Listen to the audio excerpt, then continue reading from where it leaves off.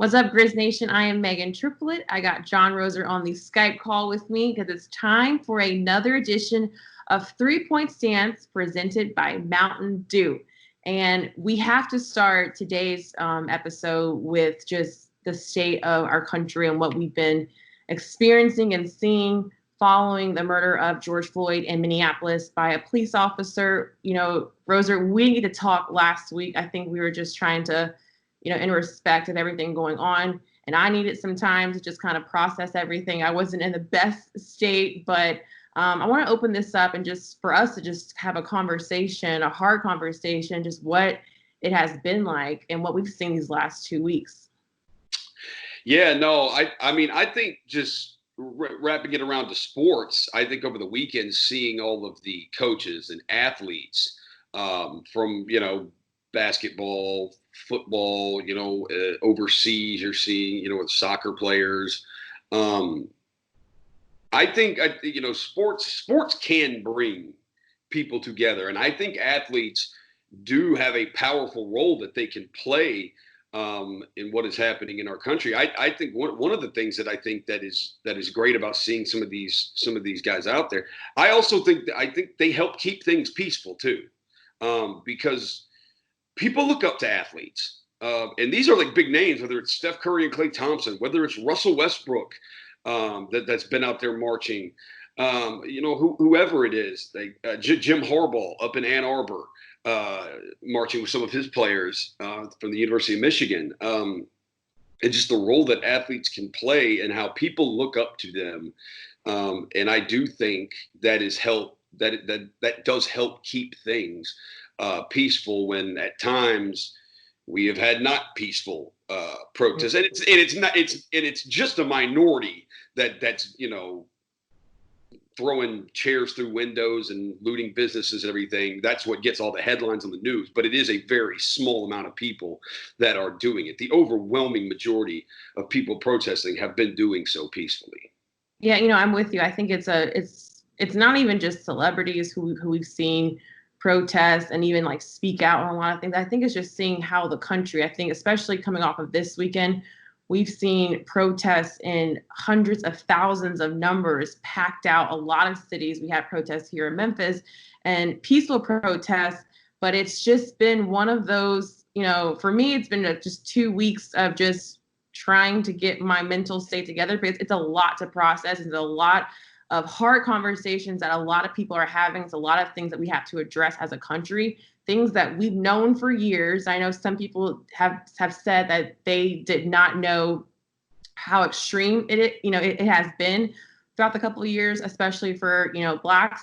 But it's now coming to light and people are coming out and saying they're apologizing, they're sorry, they're wanting to take a stand. And even seeing, a lot of these athletes come out and protest, I think it's also a reminder for all of us is that they're not just an athlete, but they're also a Black man. A lot of these athletes are coming out saying like, hey, I've dealt with this all of my life. My dad dealt with this with all my life. I worry about my son, my future grandchildren. And now it's really, really time for a change and to open up a time for discussion. And I think a lot of people don't have all the answers. I don't have all the answers. I've been trying to figure it out, whether it's, giving to a lot of these organizations. But what I do know that enough is enough. And, it's time to have these hard conversations with your family, your friends, with your organizations, your teams, just all over, and time to address it. And hopefully we can see some change.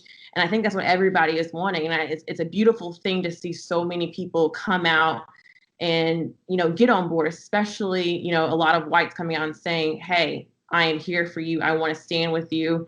But now it's time to kind of act. And hopefully we get to see some acting out. And someone who came out and spoke out that I think was very shocking was on Friday, NFL Commissioner Roger Goodell came out with a statement and a video condemning racism and, of course, systematic oppression. And he admitted that they were wrong and not listening to the players earlier. He did not address Colin Kaepernick. He did not say his name in the video, but he did say that he wanted the players to protest and stand up for what is right.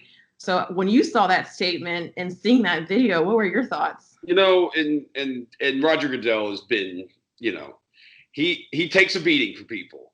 and rightfully so on a lot of things that he has deserved to take a beating from people. And some people wonder why he is still the commissioner of the NFL at times. Well, that's because he makes those owners money, and that's his job, is to make those owners a lot of money, and he makes them a lot of money. So that's why he is still there. But look, for people that are even, wanting to bash him over this and just now doing it, I look at it like, and maybe you have a different view. I look at it like, you've got to start somewhere. Right. You've got to start somewhere. What if he continued? To me, it's the worst would be if he just continued to ignore it. Mm-hmm. The issues going on in this country right now. I think that's worse, right? If you just ignore it and pretend like it's not happening, I think that's worse. So for me, I just look at it like, good. It took him a lot longer than it should have, but still, he said it. He got there, and you have to start somewhere. Everybody does. Now, I'm not gonna lie. When I first saw it, I felt some type of way about it. I wasn't all the way. I wasn't there yet. And it's been something that I think a lot of us have had to kind of seeing people come out who you knew weren't on this, the right side of things. And you're trying to be positive and you're saying, okay, and you're right. It's kind of one of those things that we got to start somewhere. And if we want change, then we have to allow people to change, and we have to allow people to start listening to us. So we have to start talking about it. So it was as shocking as it was. And as my first instinct was just like, okay, do you really believe this? Do you really want this? But at the end of the day, I can't, figure out if he was doing it for the right reasons. But it's a great thing that he did that, because I think it's something that we've been wanting to see. And it's one of those statements where when people say, he said they were wrong. I love the statement that we were wrong for not listening, because some people are saying we just didn't know. I'm like, you knew. You knew. We've seen a countless amount of videotapes of police brutality and murders of our Black men. So you knew, but I like that he said we were wrong, and now we're going to correct it. And so I think it, as you mentioned, it's a great start. No, yeah, like I said, like you have to start somewhere. And look, one of the most, and so I do give him credit for that. It seems like an obvious thing to say we condemn racism. Like that seems like everyone should, but there are people that don't. But no, like I said, like you do. You have to start somewhere, and I think for him to say we were wrong, we were one of the toughest things, whether it's an organization, whether it's just an individual person. We all have egos, and we're all proud, and we're all stubborn, and admitting when you are wrong about something is not easy for anyone to do, for any organization to do, for any one person, you or me to do. It is not easy to admit when you're wrong. And so I give him credit for that. He did. He said, we were wrong. All right. Well, how about this? Let's move on to some NBA news, some good news that came out, last week. We kind of had it's been slowly coming out, but it's now officially approved. The NBA has a date of its coming back. It is July 31st for the game, and it's going to be in Orlando. 22 teams, 13 from the West, 9 from the East. They will be playing. We'll have 8 games to finish out the season, and then we'll go into a playoff mode. The Memphis Grizzlies are in, so that's good news for us. We knew it was going to happen. But something that is kind of interesting, so all those games will be played with no fans. No fans will be there. However, so they're trying to figure out how this will work. And it's been a rumor that they might be trying to test out NBA 2K crowd noise. So we'll hear that crowd noise that you get to hear when you get to see, when you're playing the game. What are your thoughts on, trying to figure out, is noise important, number one? No, I mean, I think you play music like they do during Grizzlies games. There's always music. There are different tracks constantly playing when teams are bringing the ball up the court and everything. They've got different tracks for all that. I think you can do that. But pumping in crowd noise, all you got to do is just go back and watch the NFL draft. When like Roger Goodell did the big booing thing at the beginning, it had all these fans from on the TV screens, and it was artificial booing. It was like fake crowd noise booing. And it sounded horrible. Like it just comes off so corny and so cheesy. I wonder if they're looking at doing that because they're worried about what players are going to say on the court. Because you have those microphones on every goal. Every goal has those microphones, so you can always hear the swish of the ball go through the net. And I'd wonder if they're worried about what players say to each other during games, because there is a lot of trash talking, and there is some rated R language that these guys say to each other during games. And it's not just the NBA. This is all sports too. Competition, they're adults, and but the NBA also being something that you do want kids to watch, and you don't want your 8-year-old son or daughter watching a game with you, and you have to worry about hearing F-bombs and other things said from player to player going around the league. So I get it, but I don't go back and look at the NFL draft.